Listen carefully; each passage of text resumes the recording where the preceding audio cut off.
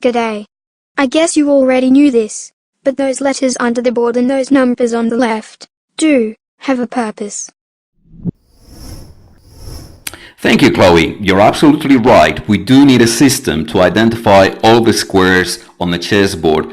Without it, it'd be pretty hard to follow a game from a book or a magazine, or it'd be so difficult to write down the moves from a game you were trying to play, because you'd have to say things like, I want to move my knight, which is close to the bishop, but far from the king, and not that one but the other one, and I want to move it 2 squares up and then 2 to the left, and you can get the picture. It'd be a whole mess, okay? But the algebraic system, a system which is based on letters and numbers, makes things so much easier, okay? Let's take a look. Now, as you already know, that's what we call a file, and all the squares on that file are A squares, because that's where the A letter is, okay? So those squares are B squares, C squares, D squares, and so on, okay?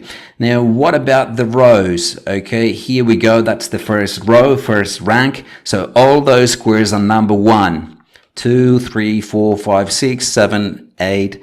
Now, each square gets its name from a letter and a number. So here we go. That's the A1 square in red. It gets its name from the file because it's on the A file and it's on the first row. So A1, B2, B file, second row, C file, third row. So that's C3, D4, E5, F6, G7, H8, H7, and so on, and so on, and so on. That's E5, that's B5, that's A3. You get the picture. Now I'm going to highlight some squares and I'm going to try to identify them. Now that square is on the D file, so that's a D square, and it's on the 5th row, so that's D5. Now let's take a look at that one. That's on the F file and it's on the second row, so that's F2. Now that one over there, it's on the G file and the 6th row, so that's called G6. And that's on the E file on the 7th row. Now I know this looks a little bit difficult at first, but you reach a point where you identify all the squares without even looking, okay? You just know what those squares are. You know where your bishop can go.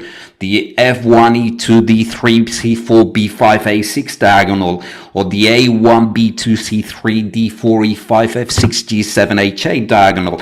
You just know it after a while, okay? So, but we do need to learn how it's done, okay? Okay, that's on the H file, H3, C5, E4, D7, G3, E8, C1, H5, and D3. And that's just about all you need to know about the algebraic system. Now, we'll be learning about chess notation later on. And what's the difference? Well, when we use chess notation, we need to learn how to write down the moves, which symbols to use for chess pieces, and there are special moves like castling or taking en passant and so on. But as I said, we'll be learning that in another lesson. Now, there's going to be no lesson recap for this lecture because I think the topic is pretty easy. However, I'm going to leave you with a picture which shows all the names of the squares on a chessboard.